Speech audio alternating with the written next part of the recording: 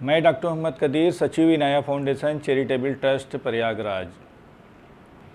Cerebral palsy से ग्रसित जिन बच्चों में इतनी एक्सरसाइज कराने के बाद जो अभी तक हमने बताई है, अगर उन एक्सरसाइज कराने के बाद पेल्विक कंट्रोल, स्टेबलाइज करना और बैलेंस बनाना अगर आ गया है, तो अब हम आगे की तरफ जो एक्सरसाइज कराएंगे वो है बैक लेग रेजेस।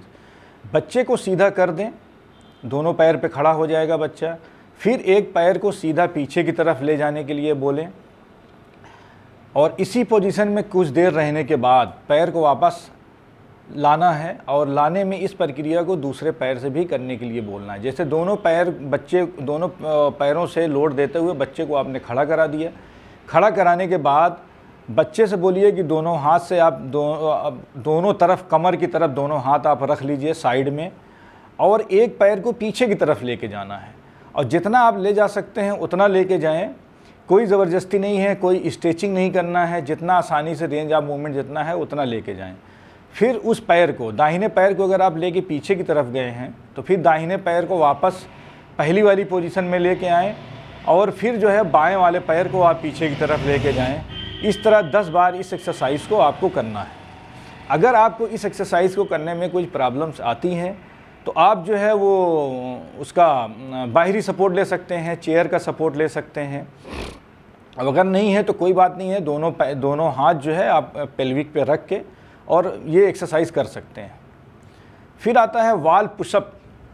वाल पुशअप एक्सरसाइज उन बच्चों में कराते हैं जिनमें बैलेंस बहुत अच्छा आ गया है और हाथों का कोऑर्डिनेशन इसमें बहुत अच्छा हो गया है, तो उन बच्चों को दीवार के सामने सीधा खड़ा कर देते हैं। उसके बाद दीवार के बीच में उनके हाथ को रखवा देते हैं। स्पेस इतना होना चाहिए कि बच्चे को आगे की तरफ झुकना है, इतना स्पेस होना चाहिए। दोनों पैर पीछे कर लें, दोनों हाथ दीवार पर रख लें और अपनी हथेली को दीवार पर रख दें। जब अपने शरीर को दीवार की तरफ ढकेलना है, जैसे आपने देखा होगा कि दोनों हाथ दीवार पर रखें, दोनों पैर पीछे की तरफ कर लें और हाथ से पुशअप करना है। हाथ से आपको दीवार में धक्का देना है। दीवार को जैसे हम लोग बोलते हैं बच्चे से कि आपको गिरा देना है, दीवार को गिरा दीजिए, ज़ोर से गिरा दीजिए तो ताकत लगाता है वो। तो दोनों हाथ दीवार पे, दोनों पैर ज़मीन पे पीछे की तरफ। इसी तरह से धीरे से अपने आप को पीछे से ले जाएं ताकि आपकी बाजुओं में और जो है वो खिंचाव होना लाजमी है, खिंचाव होना ज़रूरी है और पूरा ज़ोर भी उसमें हाथ नहीं पड़ता है।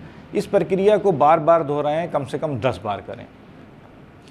बच्चों को सीधा खड़ा कर दें, दोनों पैरों के बीच में थोड़ा अंतर होना ज़रूरी है। बच्चों को कमर से ज़मीन की तरफ झुकने के लिए बोलें, पैरों की उंगलियों को छूने की कोशिश करवाएं। बच्चे को सीधा खड़ा कर दीजिए। खड़ा करने के बाद आप बच्चों को बोलिए कि वो धीरे धीरे आगे की तरफ उसको झुकना है।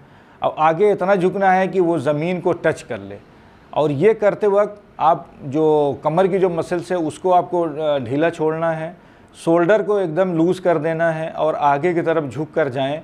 अगर आप ज़मीन को नहीं छू सकते हैं तो आपको घुटने तक, नी तक आप छूने की कोशिश करवाइए बच्चे से। जितना संभव हो सके उतना ही नीचे जाने के लिए बोलिए और ज़बरदस्ती ना करें। इस स्थिति में कुछ देर रहने के बाद पहले की पोजीशन में आ जाएं और इसको दोहराएं।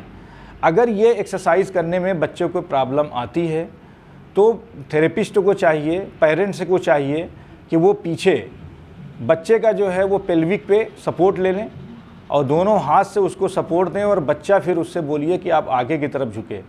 अगर पेल्विक पे कोई सपोर्ट देने की ज़रूरत नहीं है, नी से प्रॉब्लम आ रही है, नी आगे की तरफ झुक जा रहा है, नी आगे की तरफ बच्चे को नहीं जाने दे रहा है, तो आप जो है बैठ जाएं और बच्चे के दोनों घुटने को पकड़ लें अपने हाथों से। पीछे बैठना है, आगे की तरफ थेरेपिस्ट या पेरेंट्स को नहीं बैठना है।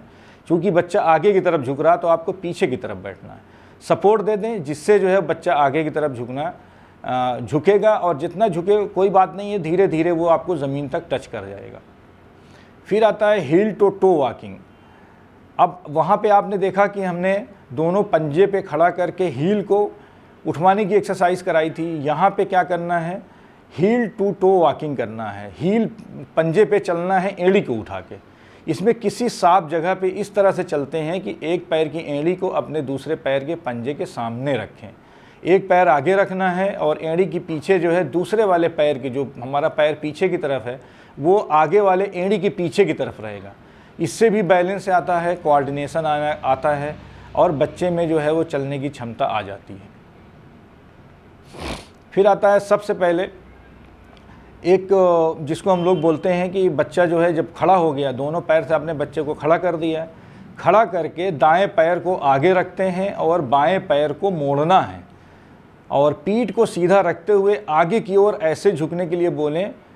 उसके बाद दूसरी टांग के साथ इसे दोहराएं, बच्चे को सीधा खड़ा कर दें और एक पैर घुटने से मोड़ें, दोनों हाथ घुटने पर रख कर, और अगर आप दाहिना पैर आप मुड़वा रहे हैं आगे की तरफ तो बायां पैर जो है वो पंजा जो है ज़मीन पर रहेगा और पूरा झुक जाता है, बेंड हो जाता है और घुटना आगे की तरफ झुक जाता है। इसमें इसको बैलेंस बनाते हैं जिस पे जो है वो दोनों हाथ घुटने पे होना ज़रूरी है। अगर ऐसा एक्सरसाइज करने में प्रॉब्लम आती है तो घुटना तो मोड़ सकते हैं आप, दोनों हाथ जो है वो आप साइड में फैला सकते हैं, चाहे सामने की तरफ फैला सकते हैं।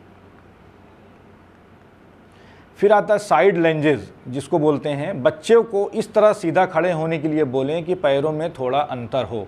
बच्चा सीधा खड़ा हो जाए दीवार के सहारे से या विदाउट वॉल खड़ा हो जाए। खड़ा होने के बाद बाएं घुटने को मोड़ते हुए बाईं ओर झुक जाए।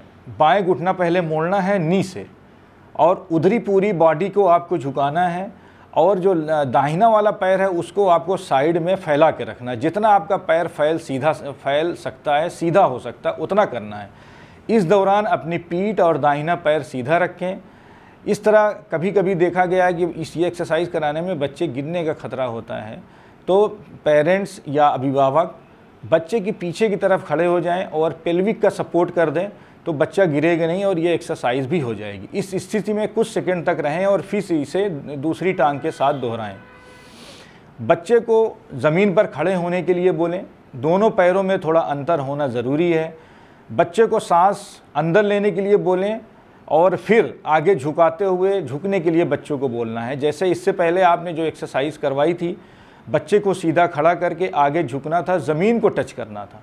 इस एक्सरसाइज में क्या करना है, बच्चे को खड़ा करके सीधा और आगे झुकने के लिए बोलना है, लेकिन ये करते वक्त बच्चे की कोशिश ये करना चाहिए कि दोनों पैर को पकड़ने की कोशिश करें और बजाय फर्श के नी के पास पकड़ ले दोनों से।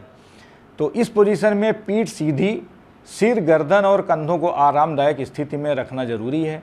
अपने हाथों को अपने पैरों के पीछे रखें। ना कर पाने की स्थिति में बच्चे से जहाँ तक कर जाए वहाँ तक करवाना चाहिए। किसी भी एक्सरसाइज में ज़बरदस्ती नहीं होना चाहिए। अगर बच्चा नी पे सपोर्ट नहीं ले पा रहा, नी को नहीं टच कर पा रहा तो छोड़ दें। कुछ देर ऐसे रहने के बाद आराम की स्थिति में आ जाएं। बच्चे को सीधा खड़े होने के लिए बोलें। ये एक्सरसाइज बहुत ज़रूरी है छोटे बच्चों में और बच्चे बहुत खुश हो जाते हैं। दोनों पैरों में बच्चे को खड़ा कर दीजिए। फिर एक हाथ को सिर के ऊपर ले जाने के लिए बोलना है। बच्चा जब एक हाथ ऊपर ले जाएगा फिर दोनों हाथ ऊपर ले जाने के लिए बोलना है। हाथों की मुट्ठियों को खोल दें, फिर उसे बंद करने के लिए बोलें। ऐसे ही हाथों को आराम की स्थिति में नीचे ले जाएं और इसे दोहराएं। ये एक्सरसाइज, इससे बच्चे जो है खुश भी रहते हैं। अगर आपने कहीं कहीं एक्सरसाइज बहुत टफ करा दी तो कहीं कहीं आपको जो है वो आपको ऐसी एक्सरसाइज कराना है जो जिससे बच्चों का मन भी लगे और वो करते भी रहें। और इस तरह की जो एक्सरसाइजें होती हैं सेरेब्रल पैल्सी से ग्रसित इस तरह के जो बच्चों में जिनमें पेल्विक कंट्रोल आ गया है, बैलेंस आ गया है प्रॉपर, तो हम बैलेंसिंग एक्सरसाइज करा के उनको मुख्य धारा में जोड़ने का काम करती हैं ये जितनी एक्सरसाइज हैं। और अभी तक जो हमने वीडियो में एक्सरसाइज बताई हैं, इन वीडियो को देखकर आप अपने बच्चों को एक्सरसाइज नहीं कराना है। संबंधित डॉक्टर से आपको कंसल्ट करना है, क्योंकि हर बच्चे में सेरेब्रल पैल्सी अलग होती है।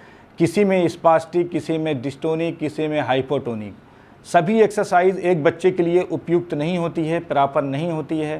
प्रॉपर डायग्नोसिस, प्रॉपर एक्सरसाइज, तभी रिजल्ट आपको अच्छा मिलने की कोशिश है। हमारा जो मेन उद्देश्य है इनाया फाउंडेशन का मेन जो उद्देश्य है वो ये है कि सेरेब्रल पैल्सी से ग्रसित जितने भी पेरेंट्स हैं, अभिभावक हैं जो नहीं जानते कि हमें कहाँ जाना है, हमें क्या करना है, इस बच्चे में क्या करने की ज़रूरत है, कौन सी एक्सरसाइज हम इसमें कराएं, तो इस तरह की वीडियो बनाकर हम ये कहना चाहते हैं, ये बताना चाहते हैं आप सभी लोगों को कि इस तरह के बच्चे जो वॉकर पे हैं, छड़ी पे हैं, उनका वॉकर और छड़ी जो है वो छूट सकता है अगर अच्छी एक्सरसाइज पे जाएं, अच्छी बैलेंसिंग एक्सरसाइज पे जाएं।